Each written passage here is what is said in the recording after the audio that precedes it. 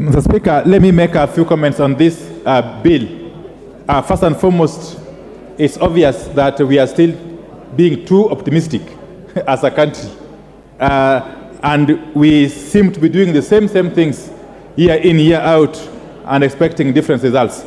Mr. Speaker, looking at the current budget for 2023-2024, what is going to happen is the usual things. One, we are going to start projects which we shall not be able to complete. Two, we are going, where we start projects, we are going to be able to incur further pending bills. And as you can see from the current budget, not much money has been allocated to service the pending bills. We are going to basically be digging a hole to seal another hole. Mr. Speaker, I have always said that the most prudent thing to do when you find yourselves in a situation in which we find ourselves currently is to cut our cloth according to our size. We have failed to do that. We still continue to increase our budget and hoping that we shall get revenues from elsewhere. Mr. Speaker, the other thing you need to do when you are in a similar situation is to basically stop starting new projects which are not emergency, which are not critical, and attempt to complete the old projects.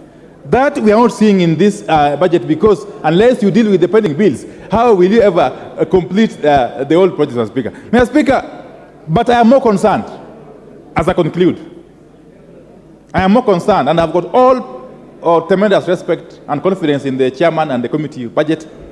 But there's a problem, Mr. Speaker, which we are beginning to see rearing its ugly head in this country. The type of mega corruption cases that we are beginning to see in this country, Mr. Speaker, is a cause for worry. In just mere 7 months or so, we have seen cases of corruption that should worry all of us, beginning with the mosquito nets corruption case. Mr. Speaker, some of us who come from malaria-prone areas do understand the sensitivity of this matter. That we can actually have people in government, some as high places as cabinet, conniving, Mr. Speaker, to siphon money meant to buy mosquito nets. Mr. Speaker, the second issue has been the matter of the condemned sugar. We did not know as yet what became of the matter of the sugar which was condemned and was stolen from our own warehouses. Mr. Speaker, this is a matter that should concern this House, if not anything else. Mr. Speaker, the third issue is now the latest scandal, the edible oils scandal, which is running into billions and billions of Kenyan shillings. Mr. Speaker, and there's only one thread running across these scandals: the involvement of people in high places, some in this House, but most of them in the cabinet. Mr. Speaker, this is an issue that this House must deal with head on if we were to save this country from sliding into an abyss. Mr. Speaker, I want to challenge our committees, especially those committees that do oversight, especially those committees that deal with accounting matters. Please take up these matters with the seriousness it deserves.